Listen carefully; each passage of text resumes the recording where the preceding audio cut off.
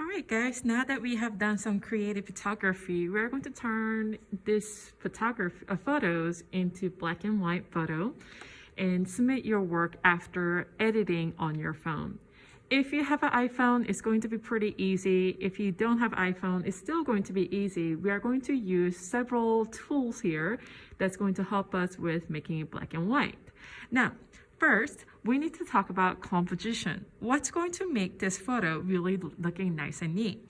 I have this photo, it's about the same space, a little bit wider on the top, but I really want to try to use rule of third to create this nicely composited. So what I'm going to do, I'm going to go to the edit button on the top, and I'm going to actually use the crop tool. It should look like a little tiny two boxes.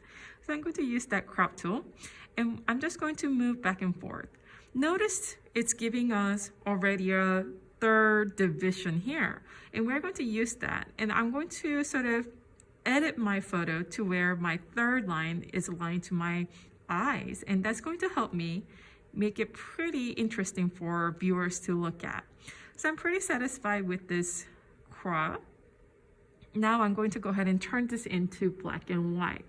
Now, if you look at three circles on the left-hand side, for your iPhone, it's going to be on the bottom too, under edit section. With the three tools, you have an option to turn it into three different options of black and white photo: mono, silver tone, and noir.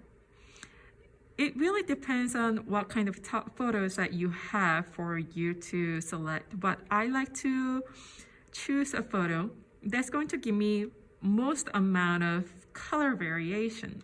So what I'm looking for is whites of the whites, darks of the darks, and also nice colors in between.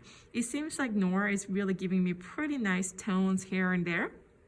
If I sort of zoom in, I guess I cannot really zoom in here. It's sort of giving me pretty nice colors right there. You can also change the colors here, but I don't think it's really necessary on this one. Now we are going to go ahead and change the brightness and exposure and contrast. So I'm going to go to the dial up, the first auto here, or first option here, and I'm going to go ahead and choose exposure.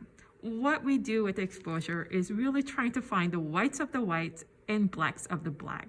Meaning, okay, it's pretty light, but it's not complete white. So I'm going to go ahead and add a little bit more light. Actually, you know what? I think I'm going to make it a little bit darker to bring out this variation. I really like that. So I'm going to bring down the exposure. You really have to play with this exposure for you to find. It's not about making your picture flattering. It's about bringing out as much white here, information. I think -16 is pretty good. Now I'm going to go to contrast here. And contrast is making darker, darker, lighter, and lighter. So I'm going to boost up some of the contrast. And you can see it here. It really dulls it out. But if I make it more contrasty, I'm adding more darkness here and more sharp tones here. And I like that. So don't make it too contrasty, right? We want to definitely make it to where we are seeing pretty nice variation of color. Now I'm going to go ahead and go to brightness. Brightness is adding a little bit more light to it, okay, without losing so much information. All right, and I think I'm pretty satisfied with this photo. So I'm going to go ahead and finish this photo.